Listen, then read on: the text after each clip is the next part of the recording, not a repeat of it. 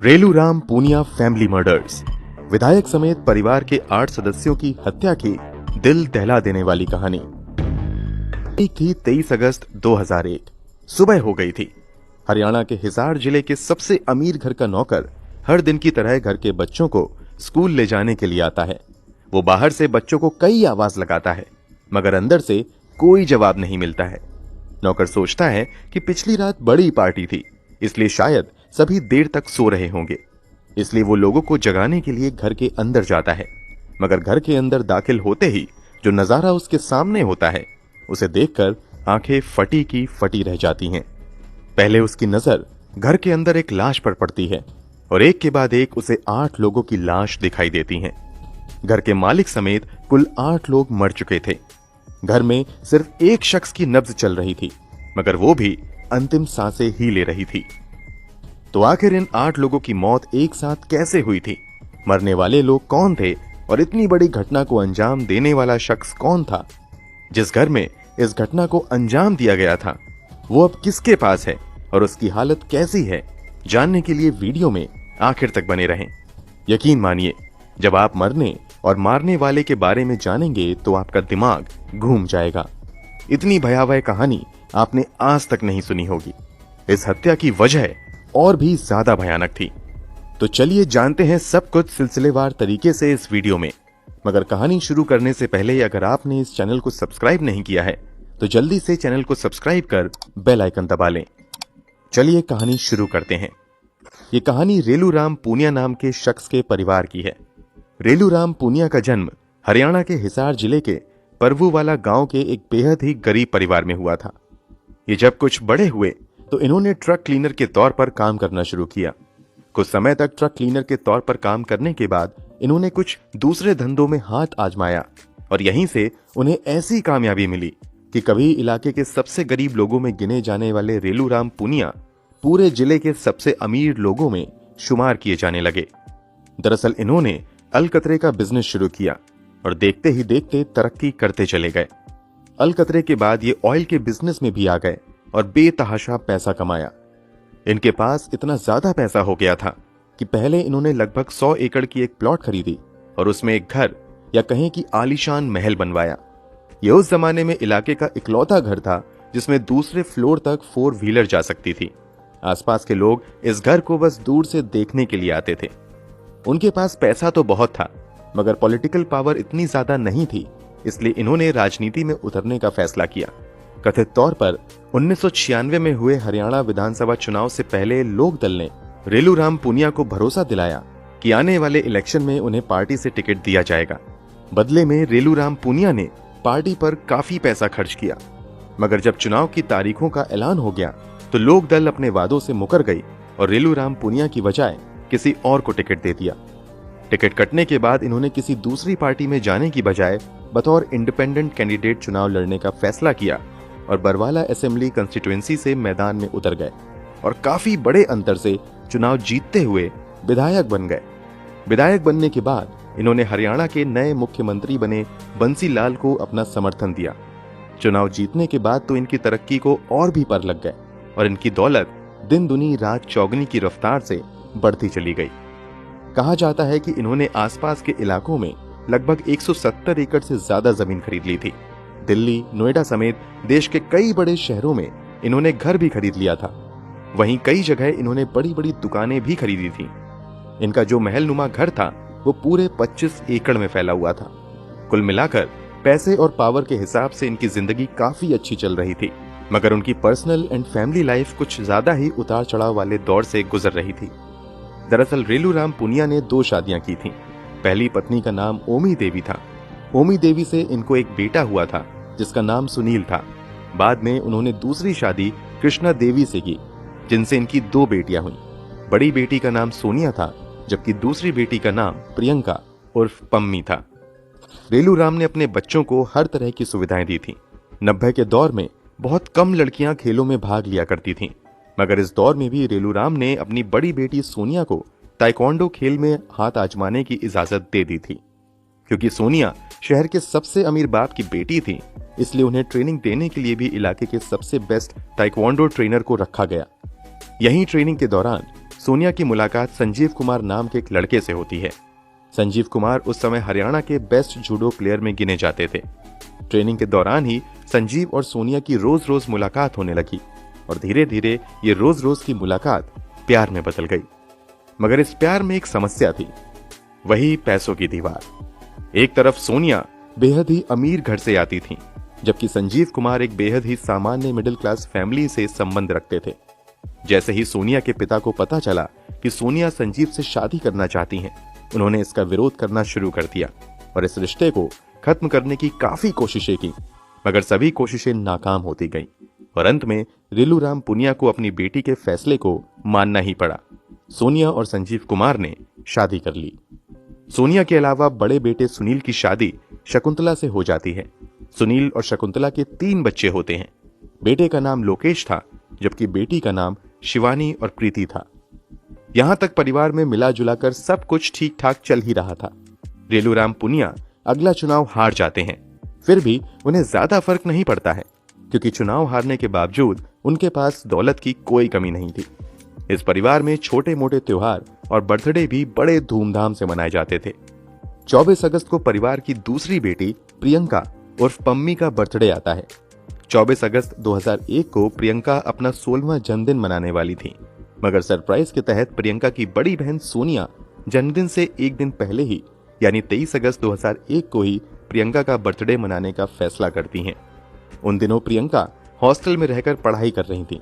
बिना किसी को बताए सोनिया प्रियंका के हॉस्टल जाती हैं और उसे वहां से लेकर घर आ जाती हैं और फिर उसी रात यानी 23 अगस्त 2001 को ही जन्मदिन मनाने का फैसला किया जाता है।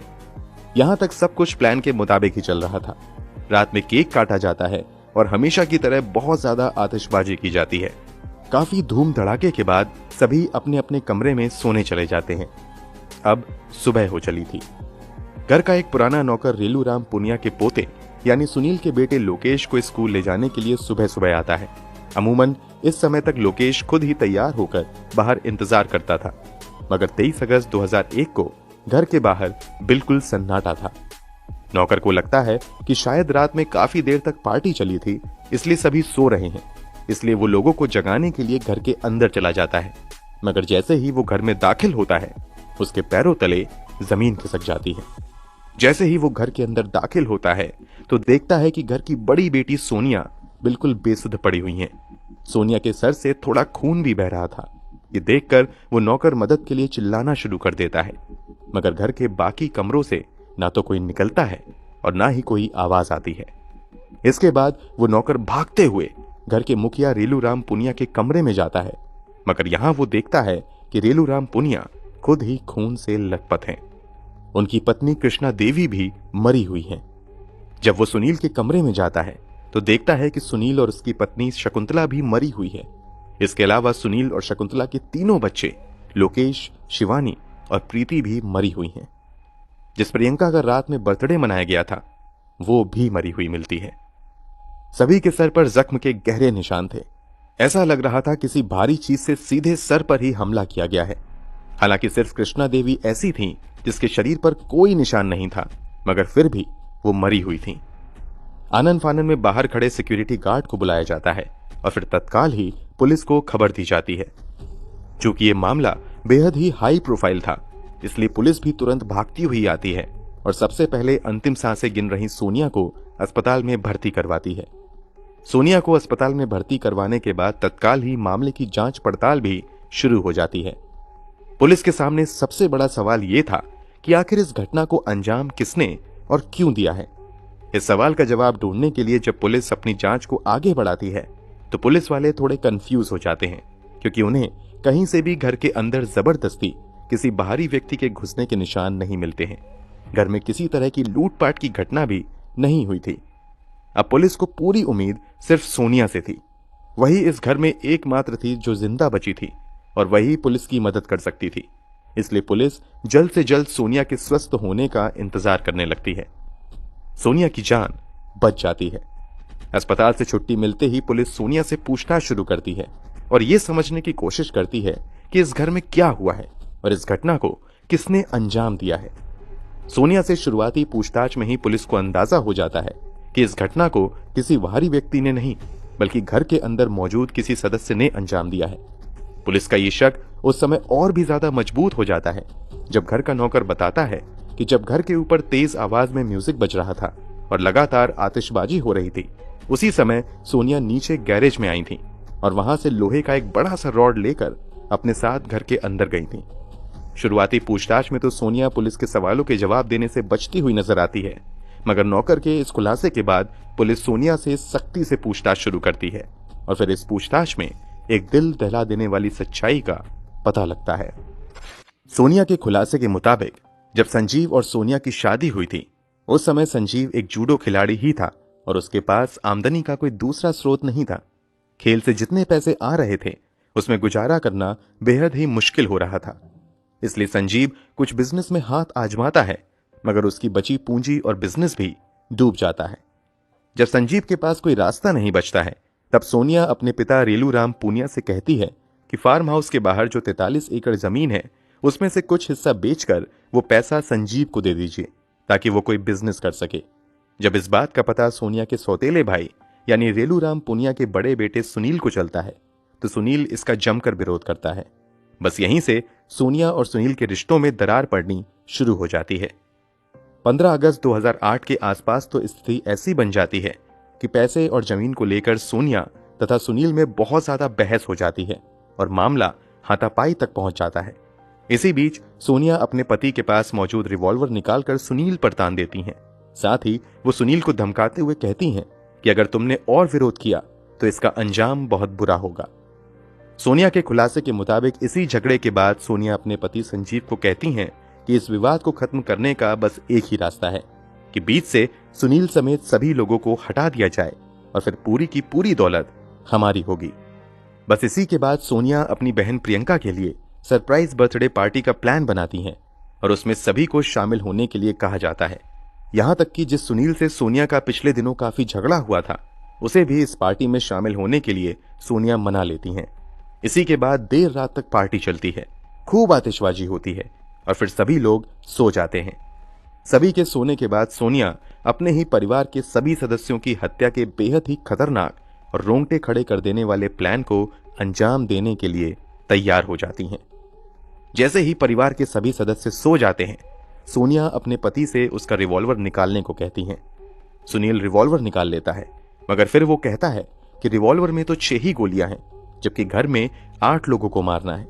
इसलिए तय किया जाता है कि अब घर के सदस्यों को गोली मारकर नहीं बल्कि रॉड से मारकर खत्म किया जाएगा। इसी के बाद सोनिया बाहर निकलकर गैरेज में जाती हैं, जहां से एक बड़ा सा रॉड निकालकर ले आती हैं और फिर वो रॉड अपने पति संजीव को देती हैं। रॉड लेने के बाद संजीव और सोनिया सबसे पहले अपने पिता रेलूराम पूनिया के कमरे में जाते हैं। रेलूराम पूनिया इस समय गहरी नींद में सो रहे थे। कमरे में आते ही संजीव रॉड से एक जोरदार वार रेलूराम के सर पर करता है। वार लगते ही रेलूराम बिल्कुल ठंडे पड़ जाते हैं। रेलूराम को मारने के बाद ये दोनों अपना अगला निशाना बगल के कमरे में सो रही अपनी मां कृष्णा देवी को बनाते हैं।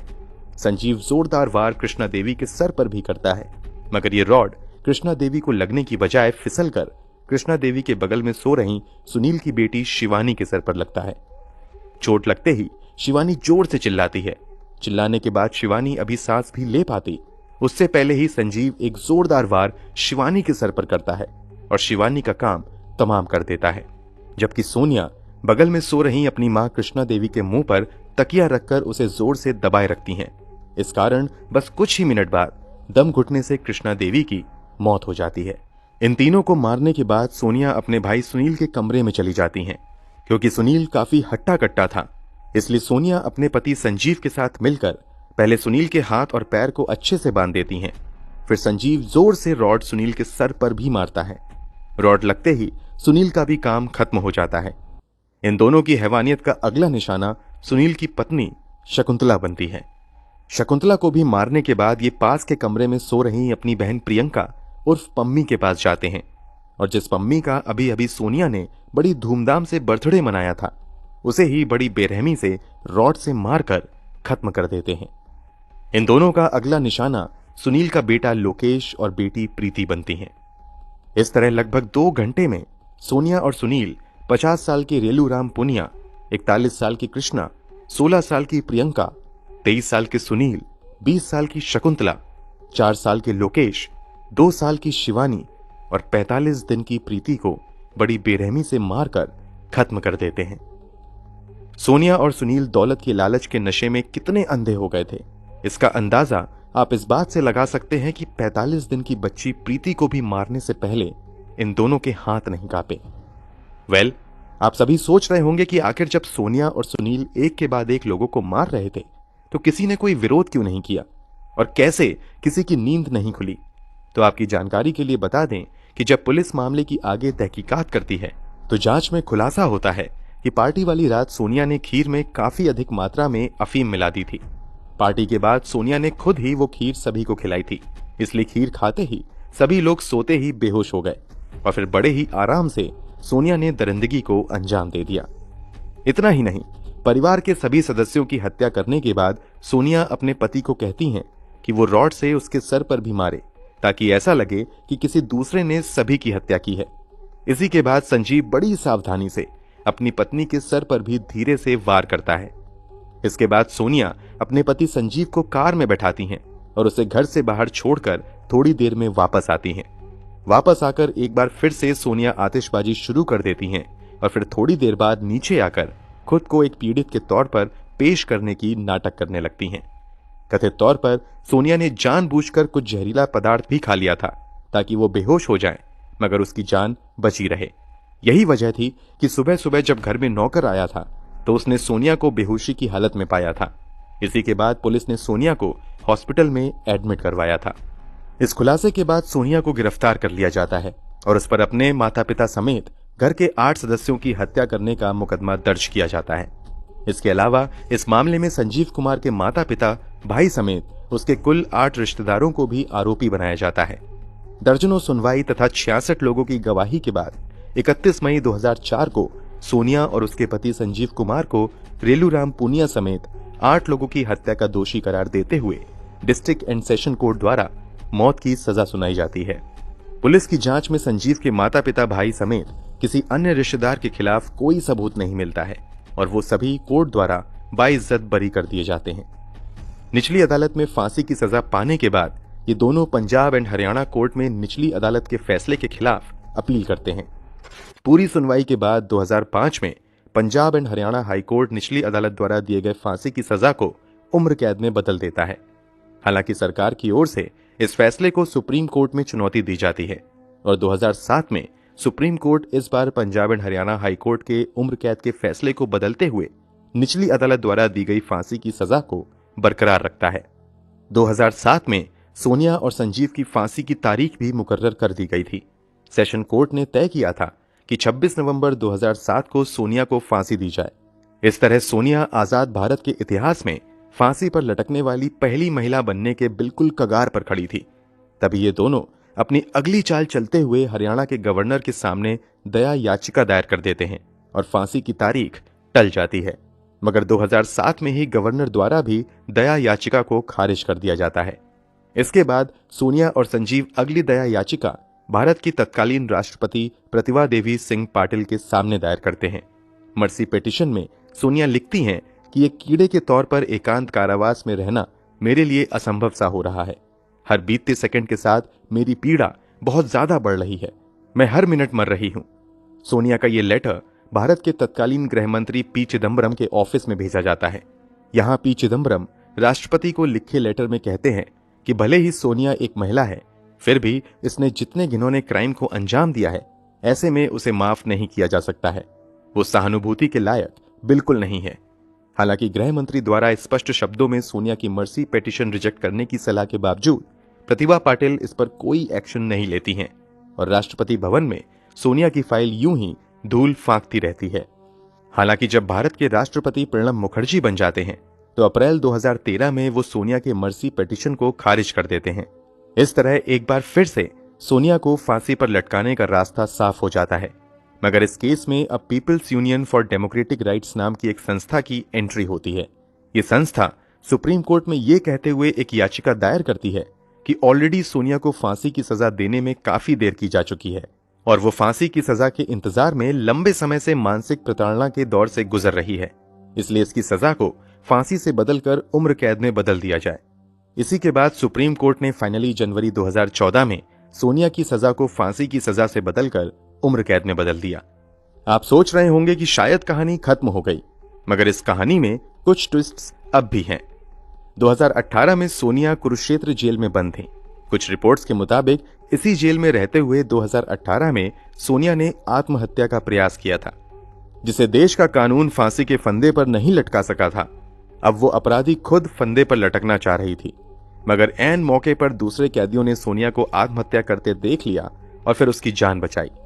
आनन फानन में सोनिया को हॉस्पिटल भेजा गया और सब कुछ सही हो जाने के बाद कुछ ही दिनों बाद उसे कुरुक्षेत्र जेल से ट्रांसफर करके करनाल जेल भेज दिया गया। इधर जेल में रहते सोनिया ने इस घटना को अंजाम दिया, तो वहीं उसके पति संजीव ने तो और भी बड़ा बवंडर कर दिया। दरअसल 2018 में मई महीने में फर्जी डॉक्यूमेंट्स के सहारे संजीव 15 दिनों की पेरोल लेकर जेल से बाहर आ जाता है। पेरोल की शर्तों के तहत उसे 31 मई 2018 को कुरुक्षेत्र जेल में वापस रिपोर्टिंग करनी थी, मगर वो पेरोल का फायदा उठाकर वहां से भाग जाता है। पुलिस की कई टीम संजीव को खोजने में लगा दी जाती हैं, मगर कहीं कामयाबी नहीं मिलती है। पुलिस लगातार संजीव की खोज में लगी रहती है। इसी क्राइम में इस घटना के कई साल बाद यानी 2021 में फाइनली पुलिस को कहीं से संजीव का अता पता चलता है और फिर उसे गुप्त सूचना के आधार पर मेरठ से गिरफ्तार कर लिया जाता है।